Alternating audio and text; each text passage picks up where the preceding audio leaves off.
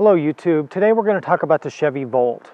I've owned this car for a little over, I guess, a year and a half, and I wanted to talk about my honest opinion of this car. I want to tell you the good things about it, the bad things about it, why I think it should have been more of a success than it was, especially in the second generation, and we're also going to talk about why I think Chevy decided to kill it off and discontinue it. So let's jump in and get started. Okay, so let's try to start with what makes the Volt good and what makes it unique.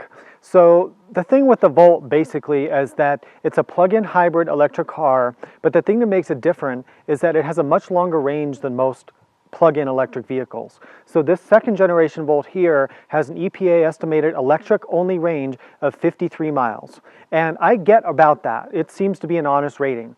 Now the first generation Volt had something like a 35 to 40 mile electric range. They upgraded the battery over the years doing that. But then when they went to the Gen 2, they put in a larger battery pack and made the car more efficient, and then it goes 53 miles. The thing about that is that that is much longer than most other plug-in hybrid electric vehicles. So something like a Prius Prime, for instance, I think has a rating of around 25 miles, correct me if I'm wrong, but I think it's around 25. So this is more than double that. What this means for the average American, so they've done research and said that the average American commutes or drives during the week are less than 50 miles a day. And so with the 53 mile range, under optimal conditions obviously, you can do your daily driving around town, do your commute, and then plug it in your garage at night. And the next day you go and it fully charges at night, as long as it takes around 13 hours to fully charge off a household plug. That's 120 volt. You don't even need a special charger, although you can do level 2 charging, which is faster. And then the next day, do your commute again. And then, so potentially, as long as you're driving less than 50 miles a day, you can do that all week without ever going to the gas pump at all, not using any gas, and having the benefits of the smoothness and quietness of an electric car.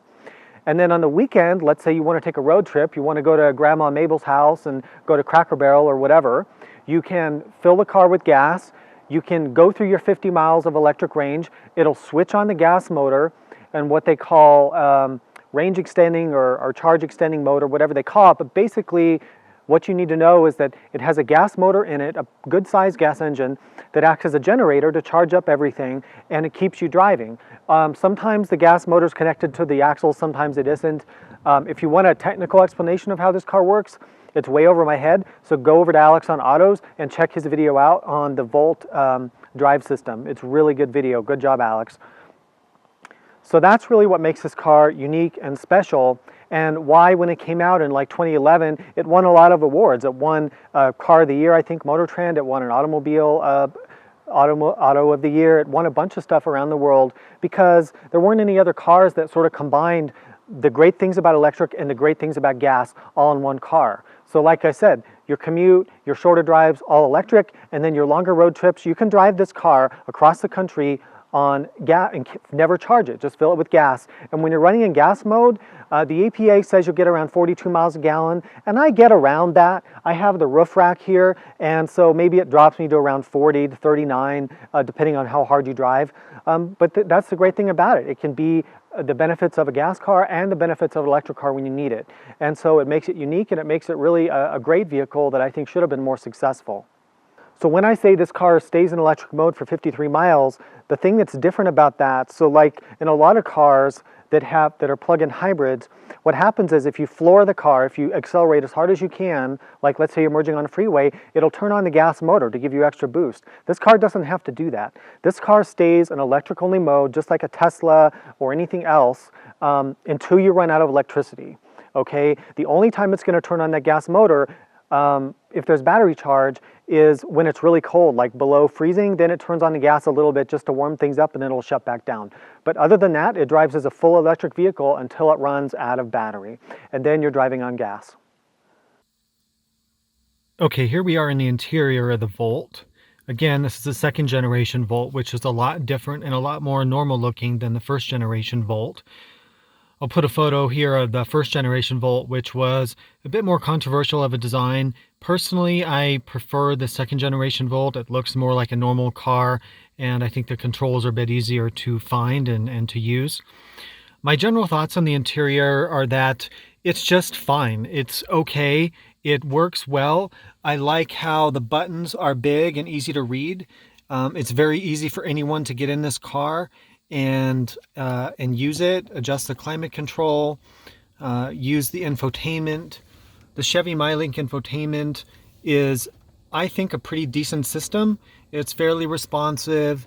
The buttons are easy to find. It has Android Auto and Apple CarPlay, and the screen is just about the right size for me. So I think they did a good job with that. Some things that I like that it has a normal shifter. What I mean normal is it has an actual shift gate like cars have always had. And of course now cars are going to digital shifters and buttons and things, which I don't like. I prefer this manual feeling of putting the car into gear, reverse, things like that. It does have an electronic parking brake. Down here you've got your mode button, and the mode button is important because you see here on the dash that you've got normal, sport, mountain, and hold. So normal is, normal will use your battery up and then go to your gas motor. Sport just makes the throttle more responsive. Mountain gives you, it uses the gas engine to try to put extra charge into the battery. So if you're climbing a long, steep grade, it makes sure that it keeps some battery in reserve for you. I never use it. It doesn't seem to be necessary on the second generation Volt. Hold mode, the fourth mode, is something that will hold your battery charge. So let's say I'm going to drive a long way on the freeway at 80 miles an hour, and then I'm going to go to a downtown area. If I want to conserve my battery for the city driving, I can put it into hold mode on the freeway and then punch it into normal mode when I get to town, and I've got 50 miles or whatever of electric driving for stop and go. So I do like having the modes, but normally I just use normal. Once in a while I put it into hold.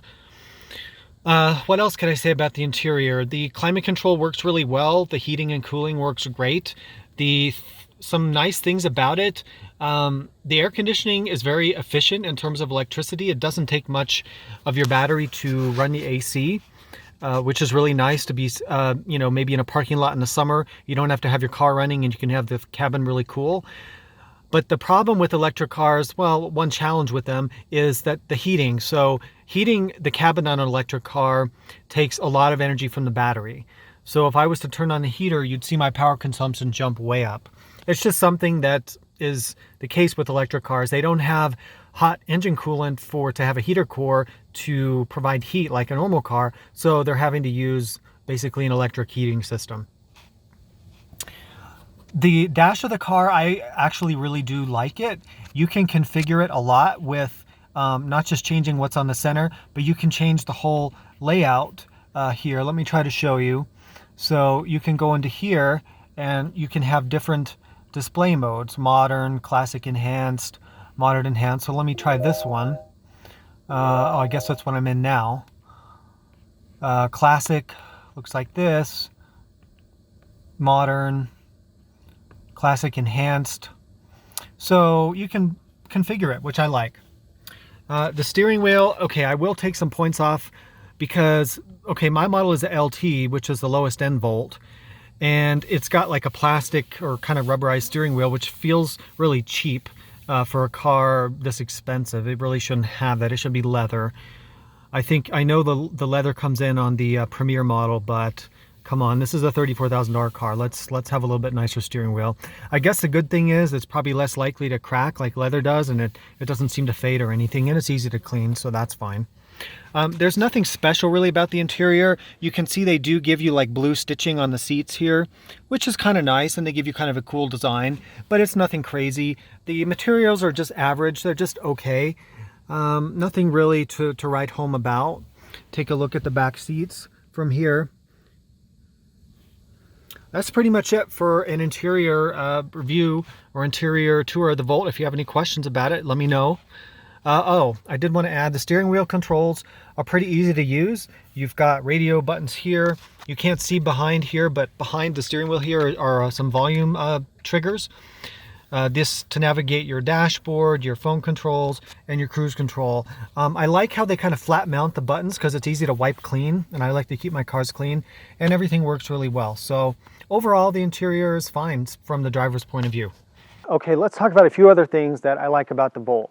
For an electric or hybrid car, it drives pretty well. It's not a sports car by any means, but it certainly accelerates a hell of a lot better than any of the Prius models, and it handles and corners okay. Part of the reason for that might be that the weight of the batteries is down pretty low in the car. And they based this car, I believe, off the Chevy Cruze architecture, the newer Chevy Cruze, which was a decent architecture, and you know, the suspension and the handling is not too bad for a kind of an economy-based car. So that's something I like about it. So the acceleration on this car, you can watch some tests out there on other channels, but I think the 0 to 60 is around 7.5 seconds, which is pretty good. That's pretty decently quick. That's probably in between, like if you look at a family sedan and you compare the 4-cylinder and their V6 model, that's probably somewhere in between those two numbers. So it's pretty quick, but here's the thing about the acceleration. 0 to 30 or even 0 to 40 is very quick because electric motor doesn't have any spool up time. It gives you all the torque right away to take off. So there's no delay in the acceleration. You're not waiting for spark plugs to fire and gas to get to the injectors and the transmission to shift. None of that. So 0 to 30, 0 to 40, which is around town driving or kind of getting away from a red light and getting around the Mustang to the next to you, is really, really strong in an electric car. And if you've driven any electric car, you know that. And again, I think this is probably an advantage it has over some of its competitors that, you know, kind of need to kick in their gas motor, maybe don't have as big of a battery as the Volt does. So really the Volt does give you that pure electric driving experience for up to that 53 miles. And there's just no other car that does that. So you're probably asking yourself, if I've said all these great things about the Volt and it's so unique and it has this great driving experience and you never have to get gas basically unless you do road trips, then why was it not such a success for GM and why did they not sell as many of them and why did they end up discontinuing it? Well, we're going to get to that right now. So let's talk about why this probably should have been a more of a success than it was, but why ultimately I think GM had to kill it off. So I think maybe the number one thing against it, and I'm not going to put these in order, let me just go through. So I think the number one thing against it is that it's a car. And what I mean is that, look out on the road and look at the dealerships. Everyone's buying SUVs, CUVs, crossovers. They want to be tough. They want to be outdoorsy. They want to have a, higher step in height. They want to be better for kids and dogs. And I get it. I agree with that. We have a Mazda CX-5 as our other car, and my wife doesn't want a sedan either. So I get that, and that's the way the market's going. That was one big demerit against it. If this had been in a larger type of platform or more of a CUV style, it probably would have been more successful. Number two, and this kind of goes along with it being a car, is the size. So the size of the car is a little bit too small. The back seat is not big enough, and I'm going to cut to a video of that now. So this may not look too bad, but there's a few issues here. One is that this seat is pretty far forward. It's a little bit forward of where I would drive, and I'm about 5'10". I don't have much room here. The other thing is the seat is at quite a lot of slope. It's not terrible, but the other problem is, if you can see here, the center console is really kind of in your way. You don't have much room. And then if you can see, I can hide my head here. So, it's just not very roomy. The headroom also, my head is hitting this transition here where it goes to the glass.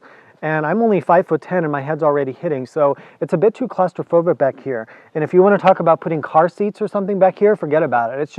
It's too small. I'm sorry. You're going to get an SUV, or if you want a sedan, you're going to get something bigger. So part of the reason for this is that there's a huge battery pack under here, and it's kind of in this console area and underneath the car, so they have to move everything up. And there's got to be a compromise. They took a huge battery and put it in a Chevy Cruze, so that's what happens. But sorry, GM, you should have done a little bit better engineering here if you wanted this car to be more successful.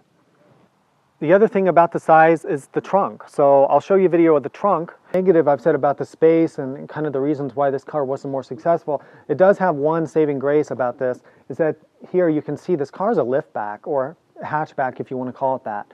The reason this is important is, look how big this cargo opening is. Here's one of these coolers. Look how tall this is. I'll put some photos here, but I've put some very large, bulky items into this cargo space with the seats down, and it's surprising how much it can swallow.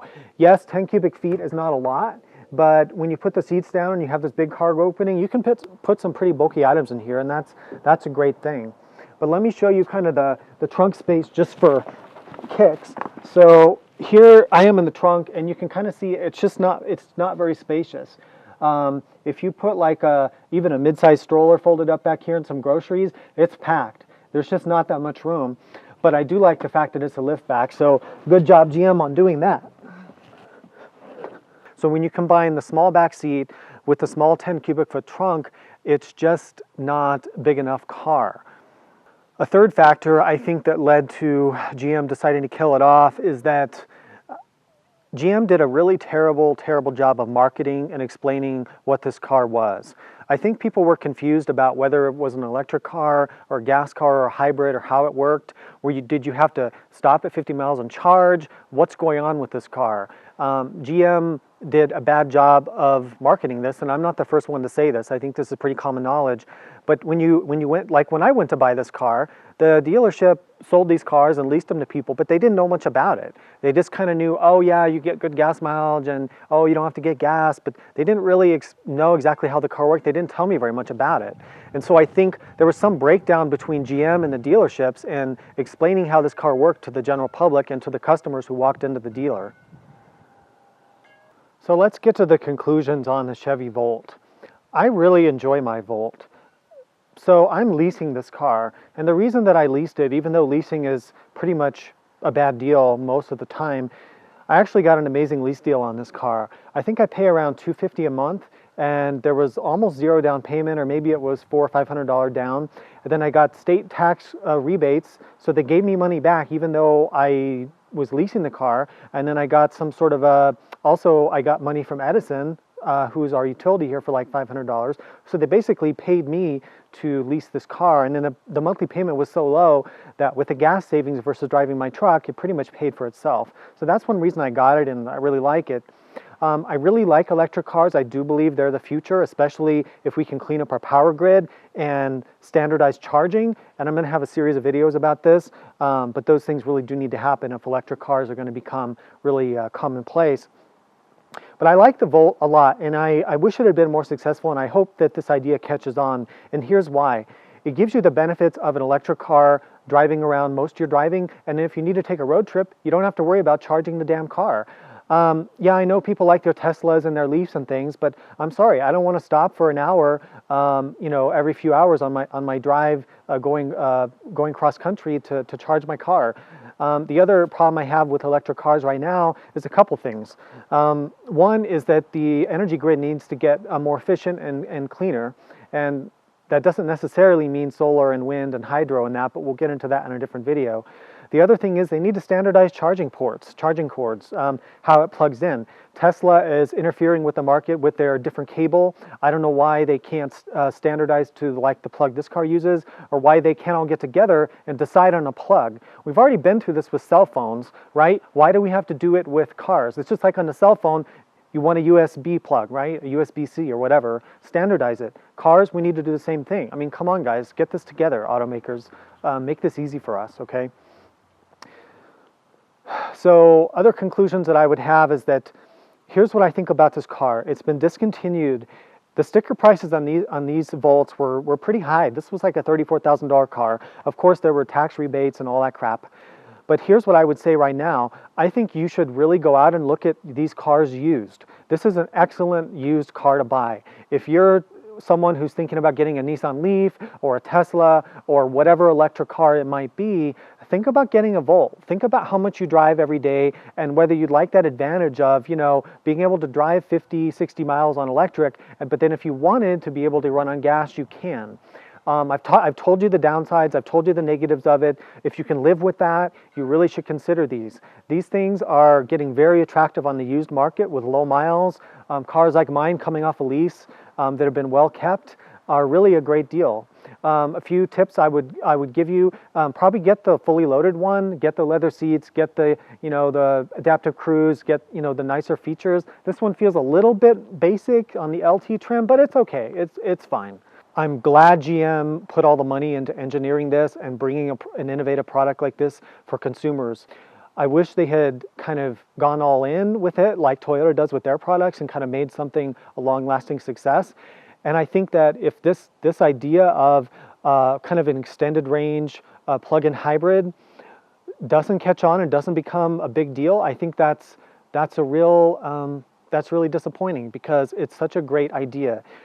I'm all for a future about pure electric cars and getting rid of internal combustions. I'm all for that. But like I said, we're quite a ways out from that, because we need to standardize our charging, we need to have more charging stations, and we need to clean up our energy grid. And until we do that, internal combustion engines really do have a place in the average consumer's car. So that's my review of the Chevy Volt. I hope you guys enjoyed this. If you enjoyed this video, please give it a thumbs up. Please subscribe to the channel for more car videos, and we'll see you next time. Drive safe.